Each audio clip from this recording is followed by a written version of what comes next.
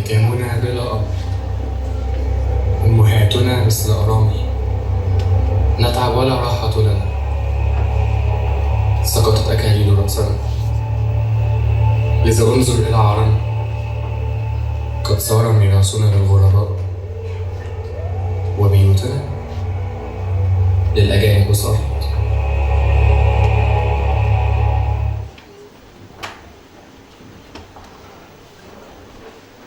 وحدوه داعي من لوجه الله الكرسي هذا صاير.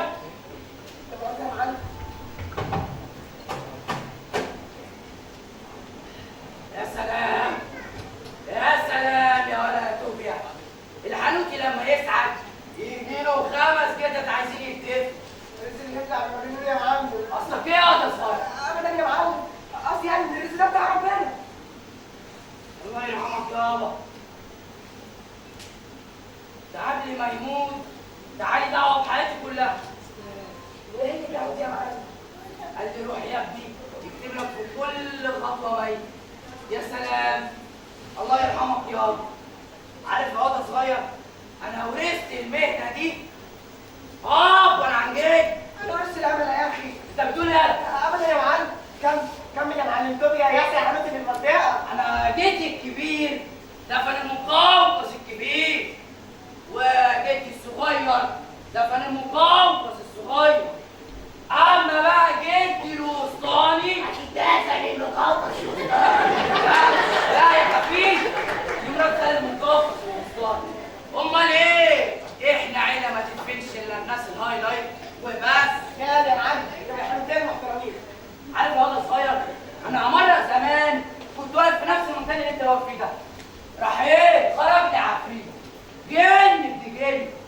اخاف انا او اترعب مثلا؟ طبعا ولا يفرق معايا الكلام ده كله. قعدت اتكلم معاه. مين بيتكلم مين يا معلم؟ انا والعفريت بنكلم بعض، هو يضحك وانا اضحك، هو يتكلم وانا اتكلم، هو يهزر وانا قمت مديله على قفاه، لحد لما اتفقنا انه ما يدخلش المدافن دي الا باذننا. امال ايه؟ ايه الاصول اصول. انت هتشتغل يا معلم ولا ايه؟ يا واد وانا بضحك عليك ولا ايه؟ لا يا معلم، ده الدنيا كلها تكتب عليا اللي انت عمرك ما تكتب عليا. عملت بقى مراته بجد. وليه؟ اقول لجوزها انه ما يدخلش المدافن الا باذن. العفريت ده يا اخي. المهم بقى بدات المعركه، شويه عفاريت من هنا وشويه عفاريت من هنا، وانا لوحدي احسن. ربك بلع انا خفت في الاول، بس على طول سحبت الشومه بتاعتي اللي انت عارفها وتحت فيهم كلهم، شمال يمين يمين شمال، لغايه لما كلهم هربوا زي الفئران. انت بتتفرج على فلوس ايه يا معلم ولا ايه؟ لا ايه؟ اصل انا اتفرجت على حلقه دي قبل كده. انا فاكر. يا واد ما تكونش واقف وراك تتعرف. كويس يا معلم. انت بقيت نايم زمان يا معلم. المهم بقى يجي يدوهم. مين يا معلم؟ جد العفريت. جيت العفريت. اهلا يا بابا. ايه اللي جابك هنا؟ يا صغير اقعد يا صغير. هتلاقيه راح الحمام ولا حاجه، بس انا عندي 5 صناديق ولازم يتدفن. اقول لك يا واد يا توبيا، انا اقوم ارتاح وانام والصباح رباح ابات في الميتين براحتي. هيجرالهم ايه يعني؟ هيصحوا مثلا؟ يا معلم. يا معلم رحت فين يا معلم؟ احسن برضه. قالوا الراجل العفريت ده جت وقال ساحب العصايه وقال لي دي وشمال يمين وشمال. حاجه اسمها عفريت اصلا.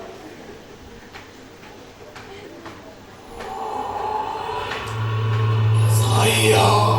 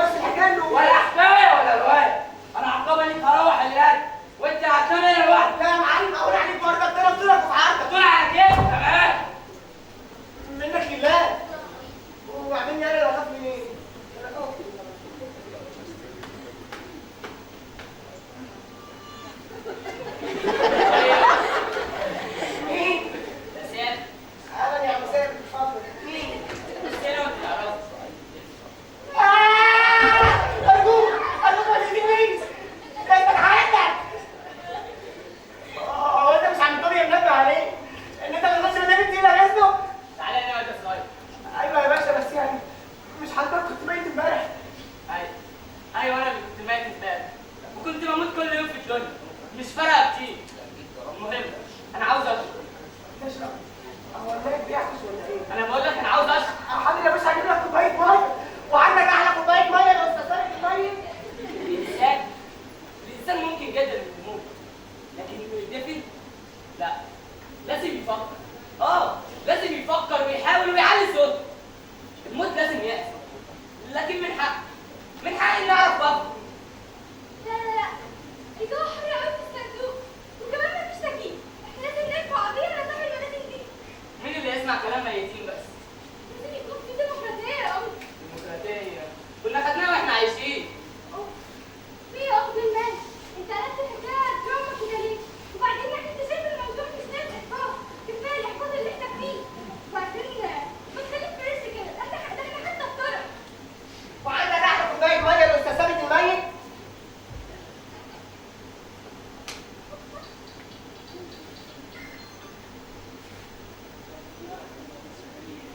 انا كده شايف. كده شربت. طالع من الصندوق عشان تقطع عليها ولا ايه؟ دي لو سمحت ممكن تجيب لي كوبايه ميه بس تكون عشانيه. طبعا انا بحب اهلي. استنوني.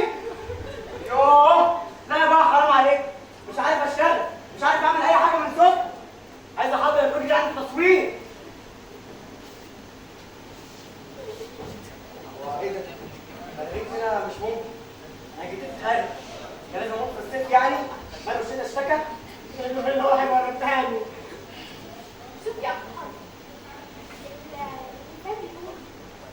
الإنسان محتاج القوة، بس قوتك كده إيه؟ بقول لك ايه يا دكتوره كنز؟ دي كانت الفلسفه في الاحاسيس الانسانيه والتمثيل لعلاقه داخليه بروح الانسان والبشريه.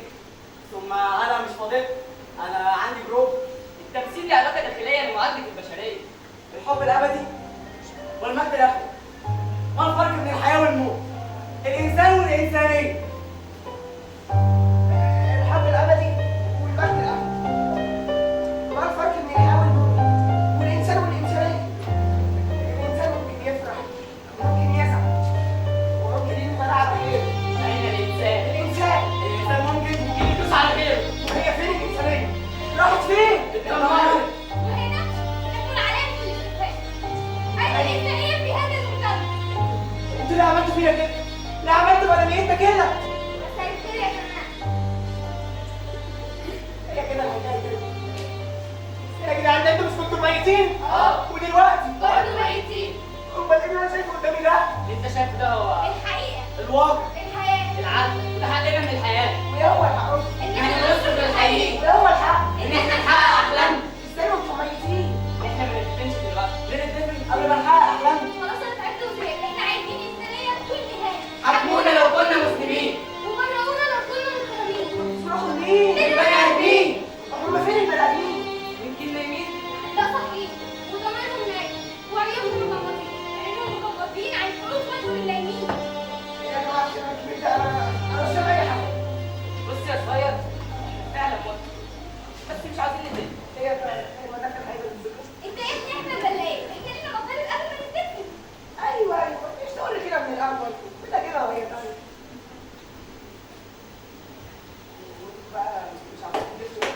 احنا مش عايزين ندفن علشان حقنا، علشان حقنا ده عاوز المجتمع. يعني مش عايزين تدرسوا عشان حقهم. ايوه عشان حقنا، عشان حقنا، عشان مجتمع ظلام. كنا عايشين مدفونين، ولما نموت من حقنا نكون شهداء. وانتوا دلوقتي هتعملوا ايه؟ احنا فعلا لازم نعمل حاجه. احنا نعمل سوا ونقول نفهم بعد الآن. مش هتقولوا معايا هلا نفهم بعد الآن. يلا ده نفهم بعد الآن. لن نخرج بعد الآن. يا حيين يا حيين ليكوا سراية المجانين. يا حيين يا حيين ليكوا سراية المجانين. يا جماعه يا ميتين، واحنا واحده على الصحيين عشان احنا نفهم، والناس اللي تحت دول كمان يفهموا. بص يا صغير، انت هتتصل دلوقتي بمديرية الأمن وتبلغهم ان في شوية ميتين ومش عايزين يتقابلوا. ويا ريت تقول لهم ان احنا على استعداد تاني ان احنا نتفاهم معاهم. وكمان تقول لهم ان الانسانيه اهم بكتير من الاحتياجات الشخصيه. وكمان تقول لهم ان في ناس نفسهم يعيشوا حياه حقيقيه قبل ما يموتوا. وان الكلام ده اقول لمديريه الامن ده حق من حقوق الاموال. طب اشتغل في مديريه الامن يا محمود، بس انا معلش اقول في حد في الدنيا معهوش نمره مديريه الامن؟ طيب يا سيدي اطلب 100.6.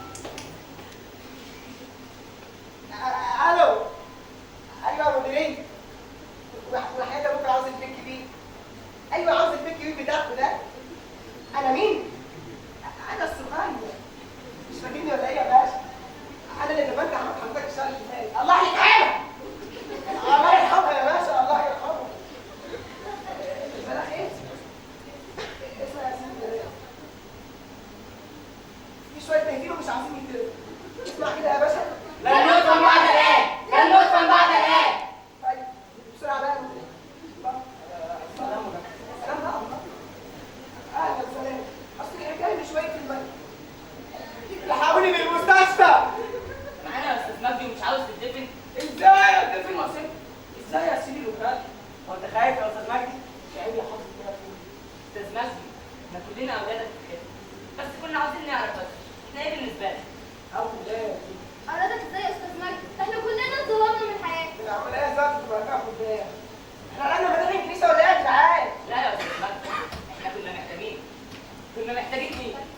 سامي هل بيحكوا كل اللي فيه؟ محتاجين حد يسمعنا ويصرف معانا. كنا عايزينك تعيش جوانا يا استاذ مجدي. بس كفاية، خلينا ننسى ونحارب الأيام بالمستقبل. شوفوا بقى لما اقول لكم انا مش عايز جري ولا خوف. مش عايز حد يقاطعني في الكلام. ليه ما هعمل يا عم فوق واجيب الشمع وتحكيكم شمال يمين يمين شمال. مش عايزين تدفنوا حاجه ترجع لهم. لكن كل واحد يقعد بعدهم في المجال. يلا بقى مش هشوف حد فيكم. كله بره. بره.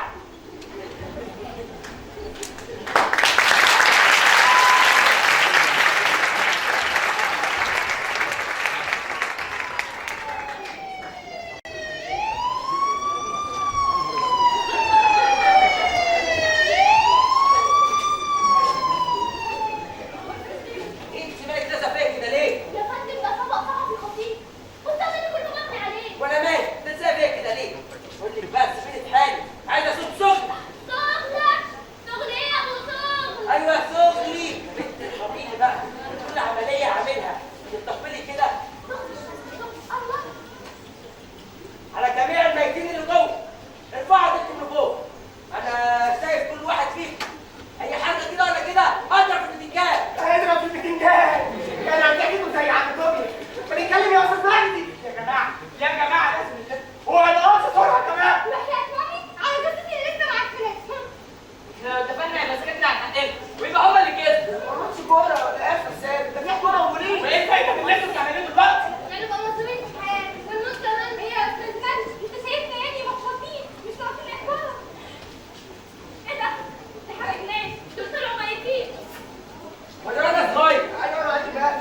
بينا شويه الميتين اللي مش عايزين يتدفوا. هم بقى شايفهم. انتوا عاوزين ايه؟ العبد هيا عند الكبوت ده. اهلا حضرتك من الميتين صح؟ طب بعد لي اللي انتوا عاوزينه. بص يا استاذ مجدي المساله دي بسيطه ولازم تتحل في اسرع وقت والميتين دول يتدفوا او تطلعوا السما. يا جماعه قربوا مني. عايز اقول لكم على حاجه. يا جماعه الناس اللي بتدفع. لا دي غلطه ربنا. لو سمعت لو كل حاجه غلطه ربنا. يا أستاذ مجدي بيعيدونا عشان ما خلفتش. استحملي يا بنتي. دي غلطه ربنا. ليه عمري يضيع ولا لسه ما اتجوزتش؟ استحملي يا بنتي. دي غلطه ربنا. امال ليه مش عايزين يسمعوا هديه وحتى يسمعوني؟ استحمل يا ابني. دي غلطه ربنا. لكن تفتكر يا استاذ مجدي هي دي فعلا اراده ربنا؟ ربنا عمره ما قال بأسئلة. يكون فاهم حاجة. فيك الشرف لو هيك. انتوا امكم لو مش مصدقين بصوا نفسكم في المرايه. انتوا اموات انتوا اموات. 14 عليا هنا وركز عليا الضوء. لا سيبي مرة في دي. 14 عليا كده. تقدر تقول لي الفرق بين المراية والمراية. المراية تقدر توريك وشك. جسمك. العكس. عكس ما تقدرش توريك اللي جوه.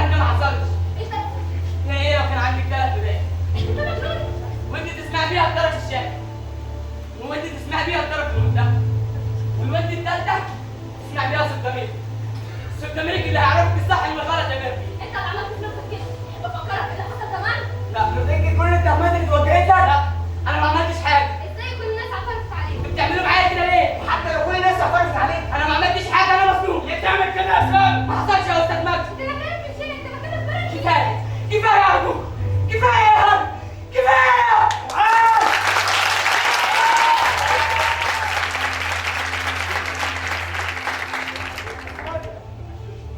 شايف الجواب ده؟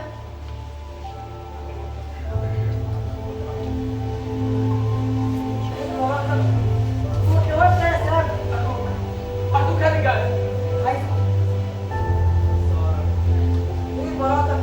هو الجواب ده؟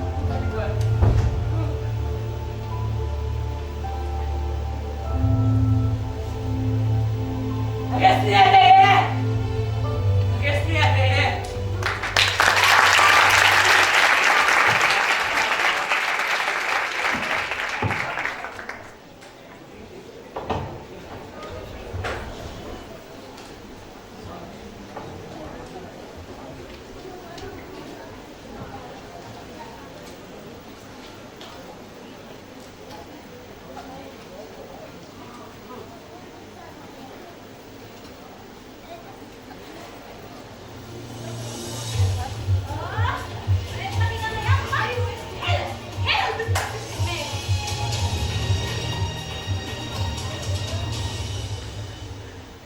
ايها السادة، اسعد الله مساءكم. لكم بشرية ساعة من الاخبار المحلية. جانا هذا النبأ الهام من مداخل القطامية. يوجد بعض من الاموات تقوم عملية دفنهم، ونحن من موقعنا هذا نناشد السادة المسؤولين بسرعة التحرك وانهاء المسألة. ومعنا الآن تليفون من احد المواطنين. قل الو. الو، سمعني، انا امان. الو، ايوه معاك يا امان. احنا سمعنا كلمة انتي مش عايزين تدفني. الو، ردي عليا يا استاذة مريم. انت نمتي ولا ايه يا استاذة الله؟ لا معاكي يا استاذة مريم. شكرا ليكي يا استاذة مريم. كنت معكم اماني رمضان وغلاء. ومعنا الان مرسلاتنا وزينب مسجوني في السلاح في مطار الحاج. الو، سامعاني اسمي؟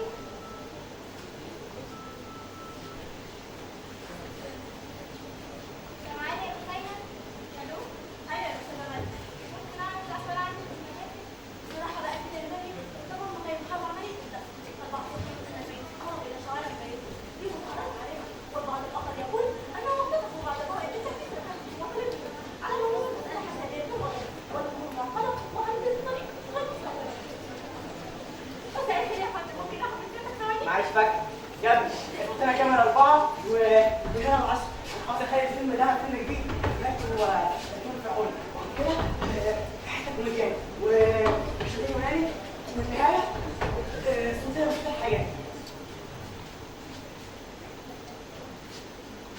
اسمك ايه؟ طبعا اسمي هيكون في اول الفيلم. انا اسمي الفنان المخرج الممثل. ثواني بس، انت ما تعرفنيش ولا ايه؟ لا طبعا عارفه، بس عشان اعرف نفسي. انا اسمي الفنان الكبير حاضر. اول ممكن انا اعرف اسم الاستاذ مخرج الفيلم؟ لا يا استاذ اطلع بره ناخد مكانك يا ابني. عاوزين عطره وهنا فلاش، تدخلوا مع بعض مسابقه والفايز نولع له الشمس. كاميرا 1 عاوزها مقلوب، كاميرا 2 عاوزها محوله. برافو، اكشن. هما فعلا طلبوا ان اكون مسؤول في وزاره الثقافه لاني فنان وموهوب، لكن المشكله في الفرصه. ومن امتى وانا في الكلام؟ المشكله اكبر من ان احنا ندفن. احنا بندور لكم انتوا على حياه على انسانيه من غير اهانه. احنا خلاص مت، لكن انتوا من بعيد، انتوا من المستقبل. انا فنان، لازم اتعامل في بلدي على اني فنان وموهوب. واني مش مشهور حاجه ما تقلقش ابدا من الفن. احنا بس محتاجين فرصه مش واسطه. احنا ازاي في المجتمع تكشف فينا الخطوط الحلوه. محتاجين اب يدور على الموهبه اللي فينا ويكشفها ويخرجها للنور. محتاجين ام فينا برافو نطلع من المعنويات؟ محتاجين خادم، مدرس، ورب فاضي يقف جنبنا يفهمنا تاريخنا يكون ازاي. احنا فاهم في مجتمع مليان علامات استفهام. من زمان وانا بحب التمثيل. جربت كتير عشان الاقي حد يشوفني او يسمعني. ويجي اليوم اللي همثل فيه اعمل حادثه واموت فيه. قصدي؟ لا مش قصدي اي حاجه. انا مش فاضي، انا عندي بروف. عايزة ابتسام كانت معكم مساعدة البسلاوي من مدينة البطانية في القاهرة.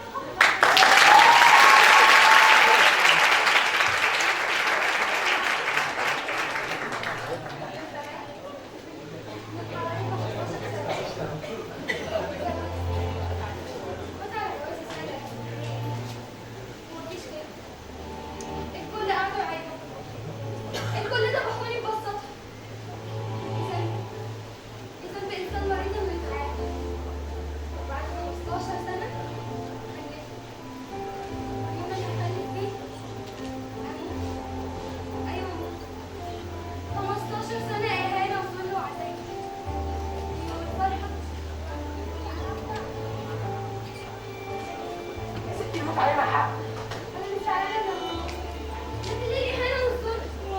أنا مش عارفة إيه حكاية النسب ده. يا بنتي مش إهانة الأخطاء دي مش ناقصين أفكار.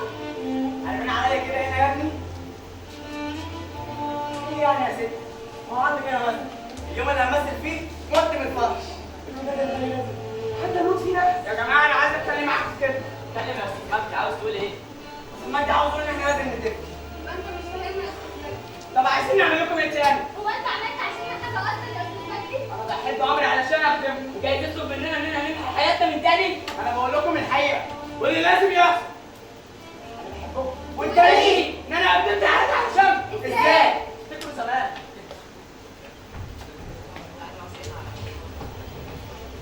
يا أستاذ مجدي أنا عايزة أتجوز. حاضر يا بنتي هدور لك على عريس. يا استاذ مجدي انا عاوز اشتغل. حاضر يا ابني هدور لك على شغل. يا أستاذ مجدي عايزة تحل المشكلة اللي بينا وبين أهل الجوز. حاضر يا بنتي هحلها لك. يا استاذ مجدي انا مظلوم يا استاذ مجدي. حاضر يا ابني هدافع عنك. ومفيش مره. مالك يا استاذ مجدي؟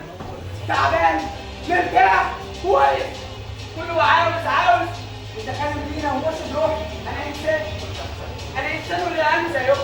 كنت مستعد ان اموت علشان بس للاسف للاسف ما كنتش ايجابي يا استاذ مجدي. والايجابيه اني اسمعكم طول الوقت. والايجابيه انك تقف معايا في الحق. كنت خايف عليك. وفايت الخوف من غير مساعد. طول عمرك كنت بتدور على المصلحه يا استاذ مجدي. حتى ما عشت ما كنت معاك. كنت بتدور على المصلحه يا استاذ مجدي. هكون بلاش. كنت بخليك تسمعني الوقت. خدت وقت التليفون بتخدع نفسك.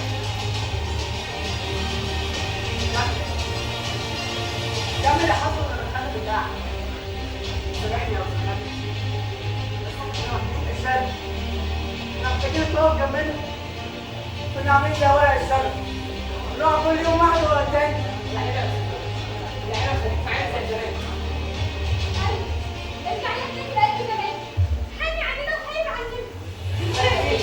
خايفين خدنا في حضنك يا استاذ مجدي. لا حول ولا قوة إلا بالله. يا جماعة ده الشرف دخل ما بينكم. يلا بس نشوف هنعمل ايه.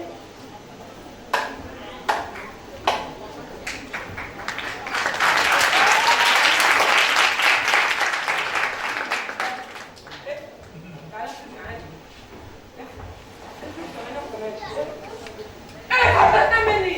امال انا بتقول يا دكتور؟ دي طريقه العقل. بمعنى ان حاله الانسان طريقه زي كل الخرائط اللي في العالم. ايه حضرتك مني؟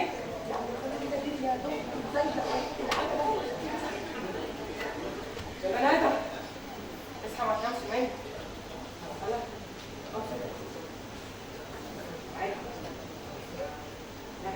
دي فكرة هربت دي كده يا دكتور.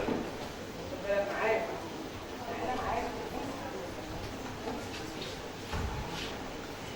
ندخل على القصة أمام المقيم اللي بيتحكم في صفات الإنسان ده بيصنفره على شوية محارة. الدكتور ده ولا وبعدين ندخل شمال شوية من ناحية البلكونة على الفصل الخلفي وبعدين نطلع بعدين ندخل هنبص الوسطات نتنسوا وننضف ونكوي وهكذا جاي يصل ايه فضلت مني السؤال اللي سألته عن نفسه هل الناس دي مولودة كده ولا غيرت حاجة كده؟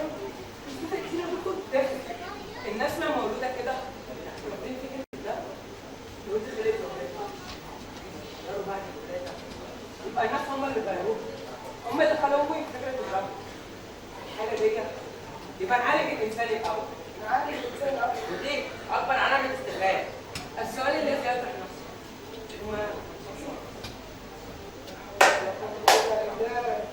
احنا قايلين حضرتك ليه؟ عاوزين تشوف نفسيه الناس دي مش عايزين يجادلوا ليه؟ السؤال بقى الناس عايز مننا ايه يا دكتور؟ عايز اسمع عايز افهم مش مجانين يا دكتور هو في حد كده ست مجانين يا ابني هو حضرتك دكتور ايوه هو اسمع الحكم الاول احكم يا سمو الامين كحكحان معجبه بما انك دكتور مورستان وكانت حكمنا عليك بالدخول الى التابوت والضرب بالشلوت واكل العنكبوت وهتدفع ده سهل. وتسلم لنا عن الحديث. بقول لكم ايه من كتر مجانين انا جاني منكم كلكم تخافوا ايه البلد كلها مرضى نفسيين هي ناس ميتين الله يسهل عليا كده هنا 18 هيرجع لما يركبوه انتوا هتتدفنوا يعني هتتدفنوا يا دكتور ممكن نتفاهم مع بعض اتفضل البلد دي عجيبه قوي والناس اللي فيها قاعده والمنازل اللي فيها كمان قاعد. عارف يا صغير انا كنت زمان كنت بجري وبضحك كنت بلعب بس تفتكر يا استاذ سيد ممكن بتعملوا حاجه بتعملوا حاجه الحاجه الوحيده اللي لازم تتدفن الدفن بقى الله يخرب بيتك ازاي نتفق قبل ما نصلح المجتمع؟ نصلح ايه يا امي لازم نصلح المجتمع لازم نعرف الناس كلها ان في علامات استفهام ولازم يجاوبونا عليها والا بقى قال لك كلكم هتروحوا في داهيه اصعب حاجه انكم تبنوا واسهل حاجه انكم تبنوا الدنيا بقت مليانه حكاوي وكل حكاوي الدنيا مليانه بلاوي.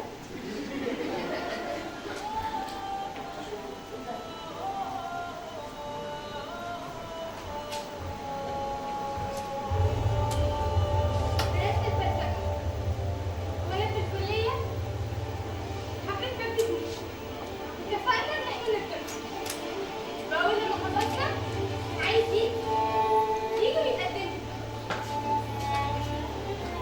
الناس قالوا لي ليه؟ بس انا موجوده في البيت كملي احسن كملي في المستقبل وخدي ماجستير ودكتوراه صراحه كده قلت له استنى سنة والتانية قلت له ما قدرتش استنى أكتر من كده قال لي لا ليه كده كملي سيبني وفعلا وكنت أدرس وأدرس لحد ما خدت دكتوراه وبقى عندي 35 سنة كانت 35 سنة لسه ما اتجوزتش يا دكتور انت لازم تفلسفه العصر اللي عامل على المجتمع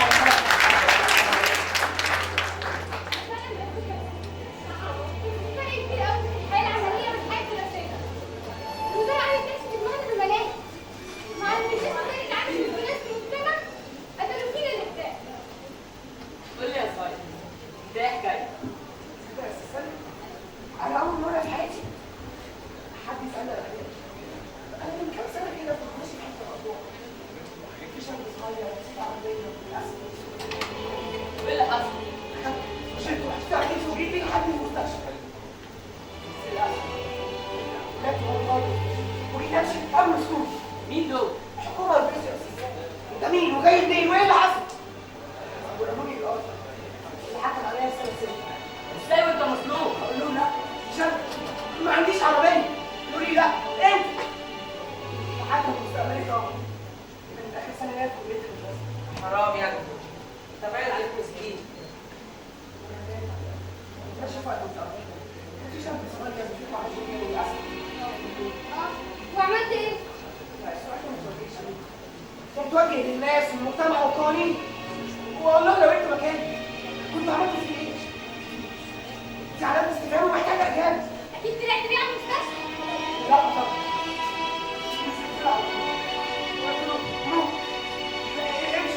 امشي للمجتمع ده ما تصعدش تعيش فيه. انت كمان ازاي تسيب البوك وانت عامل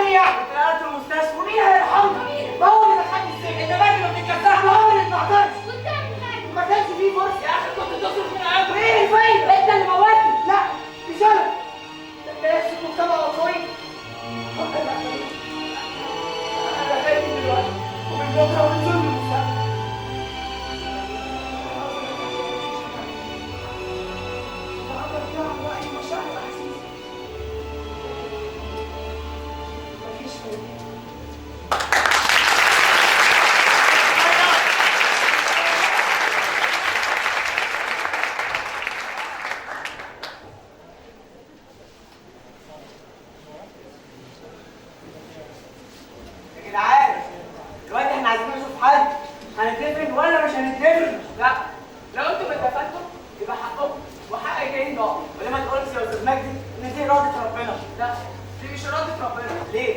هو مش ده كلامك برضه؟ لا، دي مش إرادة ربنا. ربنا ما قالش إن إحنا ننزل ونهان ونشوف الظلم ونقول دي إرادة ربنا. اخيرا بقيت معانا ورجعت لنا تاني يا استاذ مجدي. أنا إنسان، والإنسان يعمل رحمة والخير والعدل والحب. لازم نوصل صوتنا للعالم كله. إزاي نوصل صوتنا للعالم؟ طب وايه الحل دلوقتي يا استاذ مجدي؟ نفضل نصرخ ونقول لا على الإنسانية اللي مهدور حقها. لا على الحب اللي مات وسط الكل. لا على حاجة الولاد جوانا. لا على شمس الكره اللي بتحرق فيه. لا على الاهمال ولا على الكذب. لا، ومليون لا فرقنا عن بعضنا. بس انت يا استاذ مجدي ما تاخدوش برضك من كلمة لا. ده لازم نقول الحب اللي بيسير امرنا. اه لا تعالى نشتكي قلوبنا. العدل اللي بينور شمسنا. اهو قوي. على الخير والصدق اللي بيلم شملنا. بس انت يا استاذ مجدي ما تاخدوش برضك من كلمة يبقى حتى لو هنسحب على وشنا وبطننا لازم نوصل كلمه الحق. انا هخليكم تسحبوا على الدكتور يا بتاع ده. انا الدكتور ده ساعة شهور وبقول لا لازم تدفنوا، يعني لازم تدفنوا. قلنا لا ونفضل نقول لا. كله في ظلم الانسان. تقدر تنكر انك مش عايش مظلوم؟ وانك مش بتتكلم في حياتك. انك مش قادر تاخد فرصتك وسط المجتمع. وانك تاني وسط الناس. وبعد ده كله عايزنا نتدفن؟ لا انتوا نصوا بعيد، انتوا اللي كل كلامكم صح. الأموات الحقيقية هم احنا. انتوا الأموات.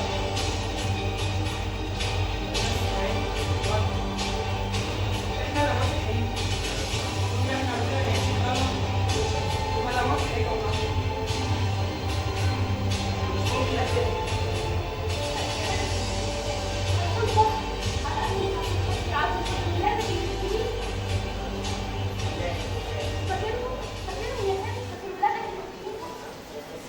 ده استاذ كبير وربنا على صحابه الاخرين واحنا متجوزين.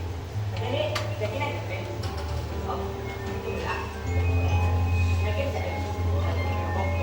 لا تمام بتحاول. كلنا هنجيلك بعد كده. كمال علينا قوي.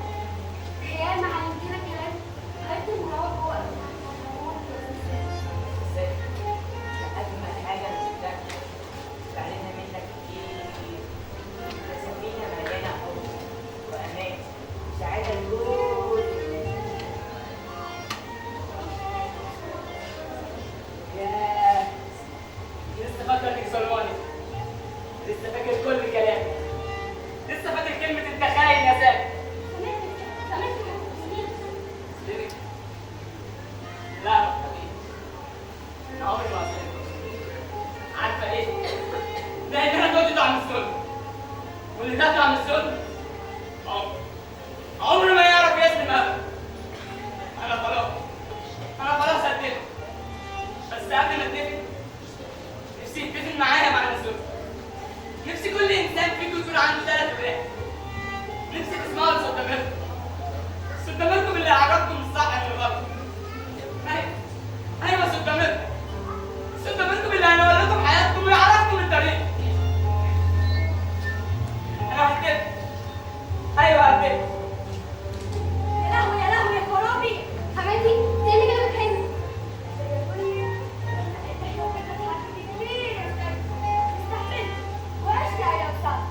لكن انا مش عايش ما تزعلش منه. انا ياما اتهنت وكل ده ليه؟ عشان حاجه مش بايدي. كانوا ده عشان ما اخلفش. ذنبي ايه؟ قلتوا لي انت جبت العار علينا. ما انت عارفه يا بنتي يا البنت اللي ما بتخلفش تجيب العار لاهلها. وانت اللي عملت صغير انت تتحكم فيه. ناس مالهاش ذنب. وجيت اصلا فينا كل ده يا بنتي. لازم تتفهم. هتفكر عشان مين؟ عشان ولد اللي ملوش حد. ولو هيكبر هيحب. لان فعلا الكل لازم ابني ابني لما يكبر قول له ماما كانت بتحبك قوي وهيخلي بالك منك. حماد بيخلي بالك منك. بيعلميني عن الحب وعلميني انه ما يظلمش حد. علميني كل انسان. انا هديك بص عليا بقى وشد الحد. خليك مستعد. ازيك يا حسن؟ مين؟ المخرجة ليلى؟ ايوه يا حسن انا جايه لك لا انت لسه عارفه دلوقتي الممثل ما انا ياما قدمت واترفضت. فاكر لما قلت لي انت فاشل؟ انت ما تنفعش. فاكر لما اتحطمت واتدمرت. بس حاسه كده. كفايه بقى. ولازم تكون الوصل اهم من الفرصه. كسبت فرصتي مره واحده. مره واحده بس. لكن خلاص انا مت. ايوه مت. دي حقيقه. الناس تقول لي انا حاسه. عايز اكمل في حياتي. عايز اعيش انا بفكر.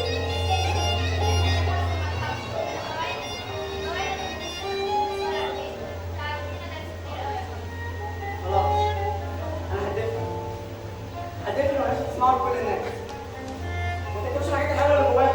لا، ساعدوهم وانفعوهم وامسكوا بايديهم وروهم طريقهم يكون ازاي. خلاص انا هدفن. ايوه هدفن. هنقابل في البرايم. دكتور فايز، احب اعرفك. دكتور فايز كان الماشي على ذات الدكتوره بتاعته.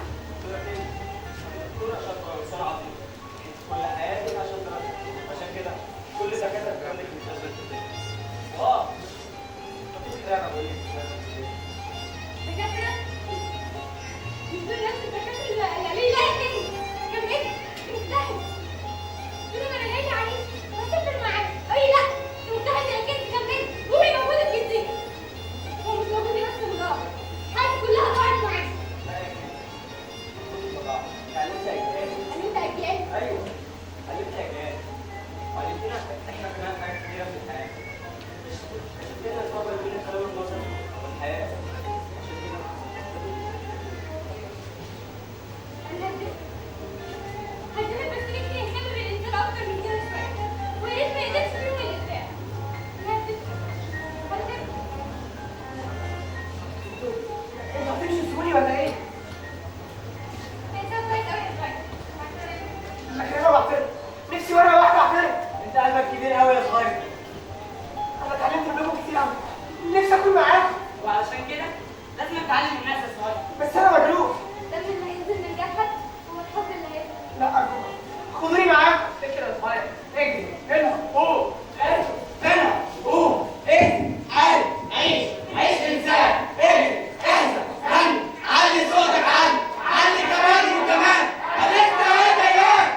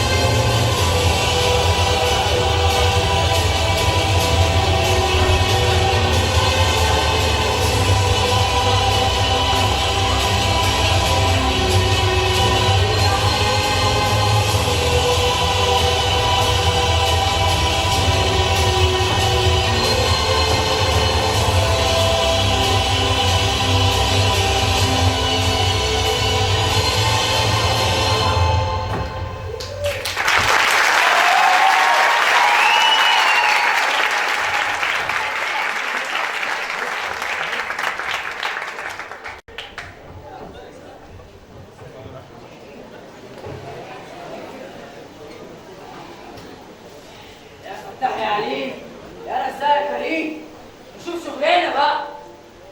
احنا هنعيده تاني.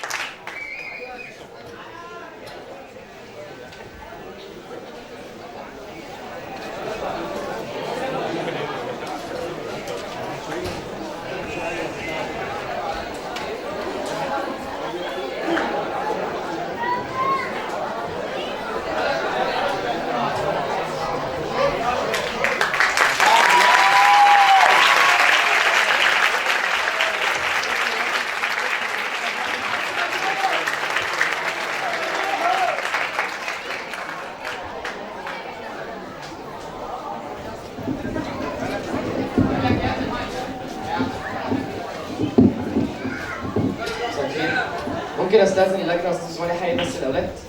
شكرا. هبتدي احيي الممثلين الاول. هنبتدي بشو يسري.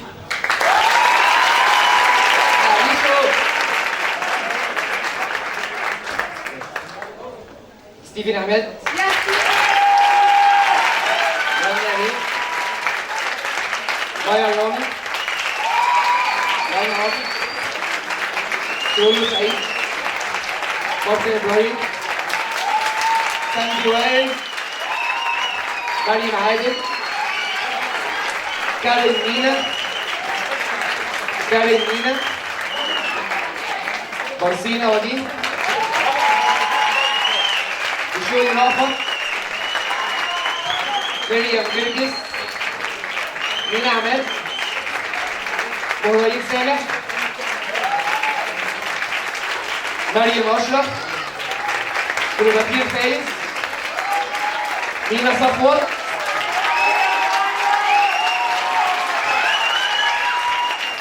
مستعدين. كيكن فؤاد. دينا ايمن. إيريني كريم. مريان ماهر. وعايز اشكر كل الناس اللي شغالين معانا. بس مارينا فريد.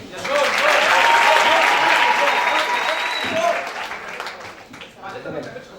ماشي.